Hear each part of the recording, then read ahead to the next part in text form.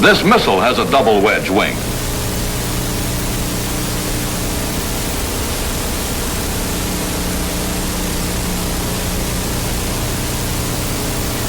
Here's an actual wind tunnel picture taken by Schlieren Photography at Mach 1.8.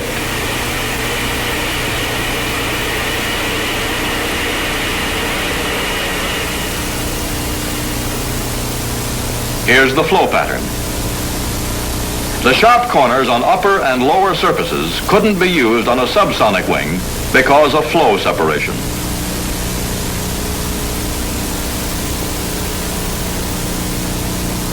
This is the pressure distribution. This area once more represents the lift, which again acts at the midpoint.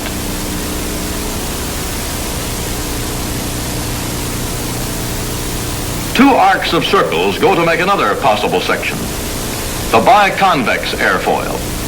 The thickness here is again exaggerated. After passing through the shock wave at the leading edge, the air speeds up gradually around upper and lower surfaces, and the pressure is reduced on both. Here's the pressure distribution. This area represents lift, which again acts at mid-chord. Here's a Schlieren wind tunnel picture.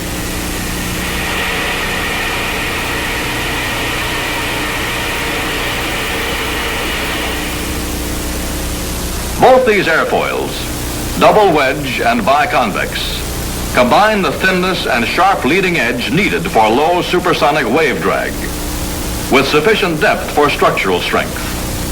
They apply only to straight wings without any sweepback. At a given angle of incidence, they both have the same coefficient. This is smaller at supersonic speeds than that of a subsonic airfoil at subsonic speeds at the same incidence. At supersonic speeds, a high lift coefficient is not needed, as the speed is high enough to give the aircraft the lift it needs. But a low lift coefficient brings severe low speed problems, high stalling and landing speed. So very long runways and sometimes extra braking devices are needed for aircraft with these supersonic wing sections. Some missiles use straight wings without sweepback, with double wedge or biconvex sections. So do some supersonic aircraft. But as with subsonic and transonic flight, sweepback is very important in supersonic flight. Look again at the single point moving supersonically. The air is undisturbed everywhere ahead of the Mach lines, but behind them in the white area, the air is affected. Now suppose the point is in fact the wing route of this straight-winged supersonic aircraft. The air has no warning of the wing's approach. But what if we sweep the wing back until it lies within the white area? Now the air ahead is warned of the wing's approach. So although the aircraft is flying at supersonic speed, the wing behaves as though it were subsonic. It can therefore have a subsonic section. Today, most supersonic aircraft are highly swept, or deltas.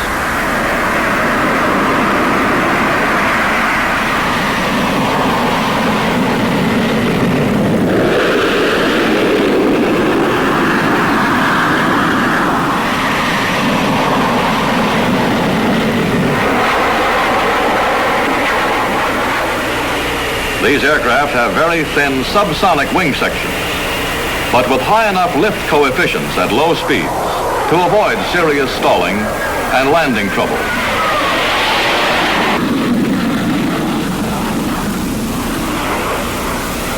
Although some of them are so fast that they still need extra braking devices when landing.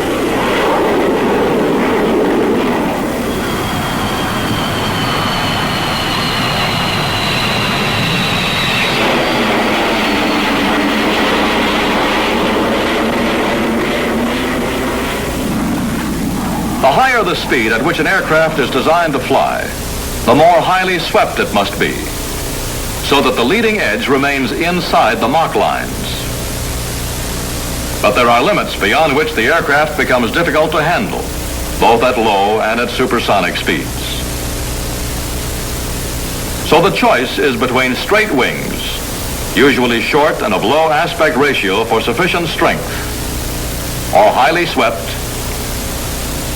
or delta wings. What decides the planform of a particular supersonic aircraft? It's a compromise between many factors, a very important one of which is supersonic drag. Take a delta planform such as this. Plot its drag against Mach number. The curve is like this.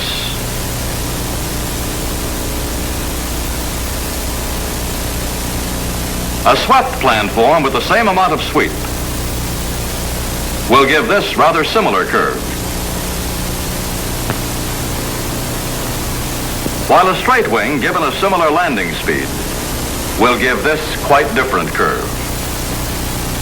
The straight wing gives less drag at the higher Mach numbers than these particular swept or delta planforms. It looks as if below about Mach 2. The advantage for low drag lies with a swept shape.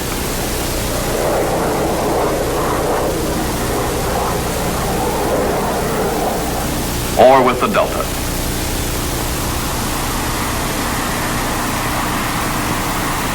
While above Mach 2, the straight wing planform seems at first sight to be better.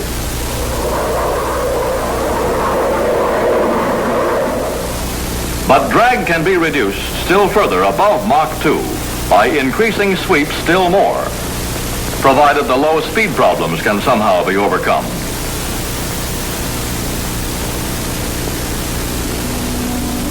Here's one possible solution for the future. Vertical takeoff.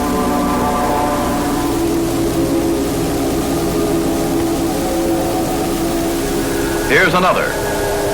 An aircraft that has straight wings at low speeds.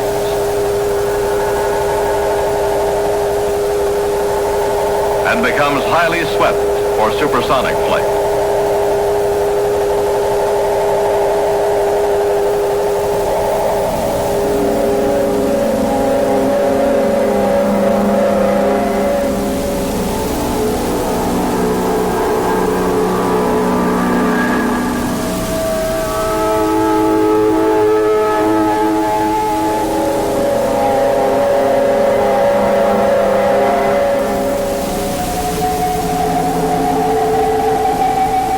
Shapes like these may well be the supersonic airliners of the future.